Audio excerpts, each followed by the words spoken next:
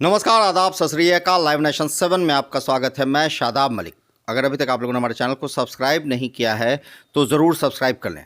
दरोगा 2213 अभ्यर्थियों की पीटी की परीक्षा हो चुकी है। लगभग 6,85,000 अभ्यर्थियों ने अप्लाई किया था इस परीक्षा के लिए, और ऐसे में लगातार आवाज़ उठ रही थी कि आंसर की आयोग जारी करे और इसमें पारदर्शिता, परीक्षा में पारदर्शिता बनी रहे। इस सारे मुद्दे पर हम बात करेंगे और हमारे साथ इस मुद्दे पर बात करने के लिए मौजूद हैं गुरु रहमान सर। लाइव नेशन 7 में आपका बहुत बहुत स्वागत है। थैंक यू सर, ये आवाज़ लगातार आपने भी उठाई है, छात्र नेता दिलीप ने भी उठाई, और हमेशा ये आवाज़ उठती रही कि परीक्षा में पारदर्शिता हो, OMR शीट जारी हो, मतलब मिल जाए कार्बन कॉपी अभ्यर्थियों को। साथ ही साथ ये भी सवाल उठता रहा कि आंसर की जारी हो।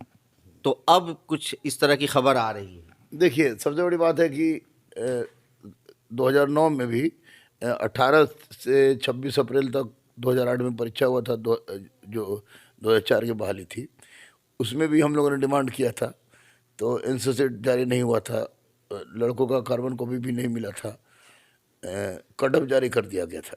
उसके बाद 2014 में जो हुआ, सचिवालय सहायक के माध्यम से हुआ, कर्मचारी चयन आयोग के द्वारा, तो उसमें आंसर शीट जारी किया गया था। सचिवालय सहायक भले ही कितनी सड़ी आयोग हो, लेकिन आंसर शीट जारी करती है।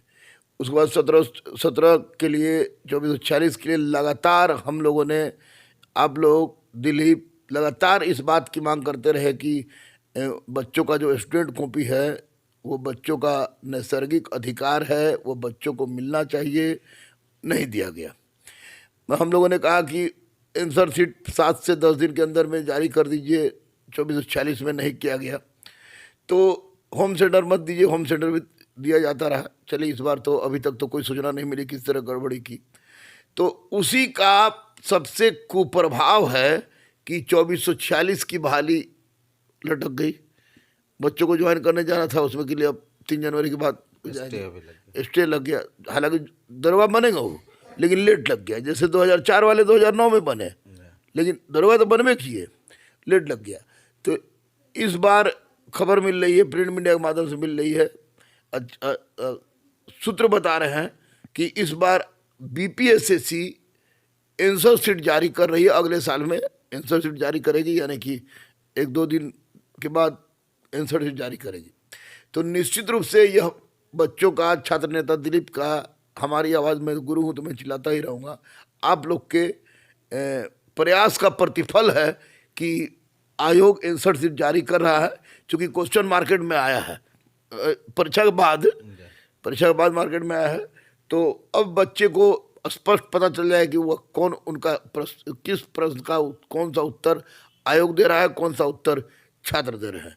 अगर ऐसी बात होती है तो छात्रों के हित में बहुत बड़ी जीत होगी, और मैं इसको अप्रिशिएट करता हूँ, सैल्यूट करता हूँ कि दे रहा है, दुरुस्त है, लेकिन आंसर शीट जारी करके बच्चों के मन में विद्यमान संशय को दूर करने का एक बहुत ही शानदार प्रयास किया जा रहा है, और निश्चित रूप से एक काबिल तारीफ काम होगी।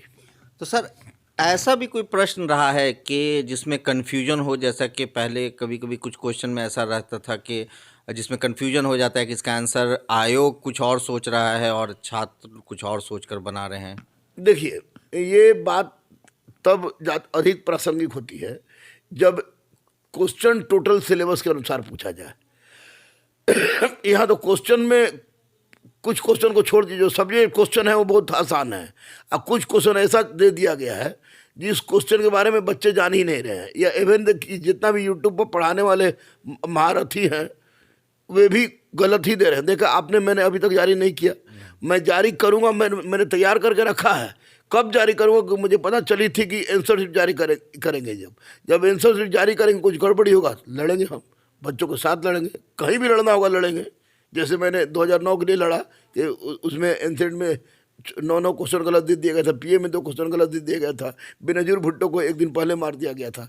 तो निश्चित रूप से ये बच्चों के हित में होगी, और इसमें कुछ विवादित प्रश्न क्या है क्या नहीं है ये पता तब चलेगा जब आंसर शीट दे देगा, क्योंकि जिसका आंसर हम लोग मान रहे हैं, उस अगर आयोग नहीं देता है तो क्यों नहीं देता है, किस आधार पर देता है, वो तो आंसर शीट देने के बाद पता चलेगा। अगर विवादित होगा तो इसको लिए सुधार होना होगा, करना होगा आयोग को। क्योंकि ऐसा होता रहा है और इसमें भी होगा। सर कुछ लड़के अभी जैसे ये खबर जब आई तो कुछ लड़कों ने हमसे ये सवाल किया कि अगर आंसर की जारी हो जाएगा तो हमारे पास तो ओएमआर की कार्बन कॉपी है नहीं, तो एग्जैक्ट हम कैसे हम कर पाएंगे? ये देखिए भाई, एक बात तो स्पष्ट है कि जो लड़का सही आंसर मारा है उसको तो किसी बात की चिंता नहीं कि कै को हम सही मारे हैं, 55 को सही मारे हैं, 60 को सही मारे हैं, 65 को सही मारे हैं। वो तो एकदम क्लियर कट है, उसके लिए क्वेश्चन रहे ना रहे, ओएमआर रहे ना रहे, कोई फर्क नहीं पड़ता है। बच गया तुक्का वाला क्वेश्चन, तो तुक्का वाला क्वेश्चन में भी मैं भी परीक्षार्थी रहा हूँ, अभी परीक्षार्थी रहे। तुक्के वाला क्वेश्चन में बहुतर बच्चों को याद रहता है कि उसने किस क्वेश्चन को मारा। क्या तुक ऐसी तुक थोड़े लगाता, आंख बंद करो तुक थोड़े लगाता आदमी। गलत नहीं जानने के बावजूद आदमी 2-3 बार पढ़ता है या पढ़ने का नाटक करता है और देखता है कि कौन लग रहा है, तब मारता है, इससे याद रहता है। इसमें ऐसी कोई बात नहीं है। अब ओएमआर सीट उस वक्त तो दिया नहीं है, और ओएमआर सीट के चक्कर में हम तो नहीं बोलेंगे, स्पष्ट रूप से ये दे रहा है, जो आंसर सीट दे रहा है, यही बहुत बड़ी बात है, बाप कृपा का पात्र है। अभी जब शुरुआत हुआ है तो ओएमआर सीट भी इनको देना पड़े ही जाएगा। अगर लड़का का लोग गलत है तो कोर्ट में तो जमा करेंगे ना, तो अभी छोड़ दे, लेकिन आने वाले कल में अब ओएमआर सीट भी कार्बन कॉपी भी मिलना शुरू हो जाएगा। अगर ये आंसर सीट जारी करते हैं तो ये बहुत अच्छी पहल है, इसको अप्रिशिएट करना होगा।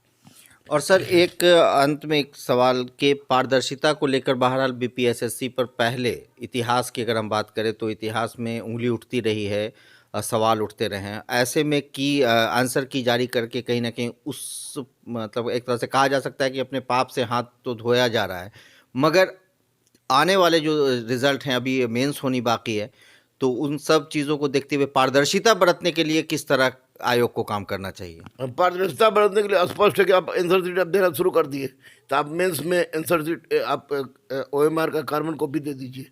होम सेंटर मत दीजिए, क्योंकि मेन में उतना लड़के रहेंगे नहीं, बिल्कुल। और दूसरी बात की आपकी जहाँ तक बात है, आपकी जहाँ तक बात है, तो आप निश्चित रूप से इस बार परीक्षा में उठपटांगे सही।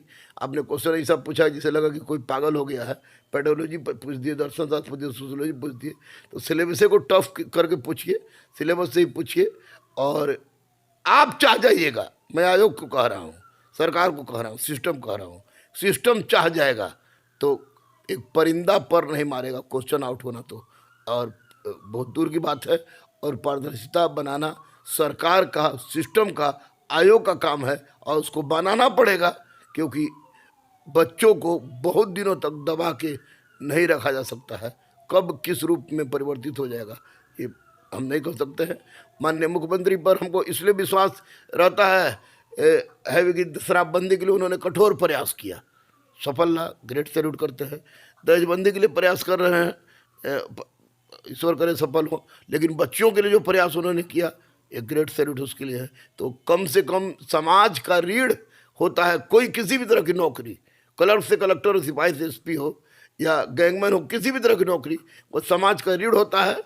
अगर सुधरा रहेगा, सुलझा रहेगा, तो समाज को मजबूती प्रदान करेगा, और जब समाज को मजबूती प्रदान करेगा तो बिहार वास्तव में सुदृढ़ होगा, समृद्ध होगा, और बढ़ेगा बिहार तो बढ़ेगा भारत, ऐसा मेरा मानना ही नहीं, विश्वास है। बहुत बहुत धन्यवाद सर। तो गुरु रहमान ने ये सारी बातें बताई आंसर की को लेकर। उन्होंने स्पष्ट किया कि बहुत जल्द आंसर की बीपीएसएससी जारी करेगा। साथ ही साथ उन्होंने आने वाले परीक्षा यानी मेंस को लेकर और पारदर्शिता को लेकर भी साफ कर दिया कि आयोग को क्या करना चाहिए। आप बने रहे हमारे साथ, देखते रहे हमारा वीडियो। अगर आपको हमारा वीडियो पसंद आता है तो हमारे चैनल को ज़रूर सब्सक्राइब करें।